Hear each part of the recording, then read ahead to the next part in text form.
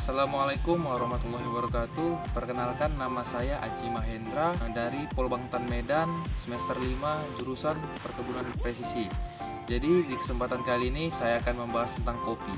Kopi merupakan tanaman perkebunan, dan kopi pertama kali berasal dari benua Afrika, kemudian berkembang sampai abad ke-17 dan sampai ke Indonesia.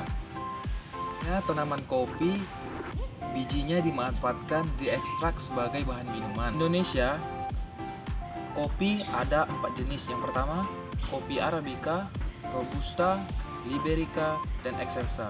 Namun pada umumnya kopi yang sering diminati di Indonesia yaitu Arabica dan Robusta. Nah, di sini saya akan menjelaskan morfologi tanaman kopi sebagai berikut. Yang pertama adalah akar. Tanaman kopi memiliki akar tunggang, di mana akar tunggangnya ini tumbuh dari akar lembaga yang mana terus-menerus tumbuh hingga akhirnya menjadi akar pokok yang bercabang banyak, lalu kemudian menjadi akar ukurannya lebih kecil lagi. Pada akar tunggang biasanya akan terdapat akar-akar kecil yang tumbuh ke samping, yang mana sering disebut akar lebar. Yang kedua adalah batang. Batang tanaman kopi tegak lurus dan bercabang. Ketinggiannya bisa mencapai 12 meter. Memiliki batang yang lebih besar di bagian bawahnya dan semakin mengecil di bagian ujungnya. Morfologi batangnya berruas-ruas, di mana tumbuh kuncup-kuncup pada bagian batang dan cabangnya. Yang ketiga adalah daun. Pada tanaman kopi, daunnya berbentuk jorong dan tumbuh bagian batang, cabang serta ranting.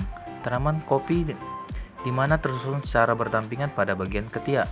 Tanaman kopi sendiri memiliki daun berwarna hijau, memiliki bentuk daun runcing pada bagian ujungnya, sedangkan pada bagian pangkalnya memiliki tepi yang tidak pernah bertemu. Hal ini disebabkan oleh terpisah pangkal ujung tangkai daun yang bentuknya tumpul. Keempat adalah bunga. Tanaman kopi bisa disebut dengan planta multiflora karena kemampuannya dalam menghasilkan bunga yang banyak. Bunga tanaman kopi sendiri letaknya berada pada ketiak daun, di mana bunganya membentuk suatu rangkaian yang bergelombol. Rangkaian inilah yang disebut dengan bunga majemuk. Bunga tanaman kopi juga termasuk bunga sempurna karena memiliki alat kelamin jantan yaitu benang sari dan alat kelamin betina yaitu putih. Yang kelima adalah buah. Buah kopi sendiri memiliki warna berubah-ubah dari mulai hijau muda lalu menjadi hijau tua, kemudian kuning. Dan ketika matang akan berubah menjadi merah atau merah tua. Daging buah kopi sendiri ketika sudah matang akan mengandung glukosa yang rasanya manis. Yang keenam adalah biji.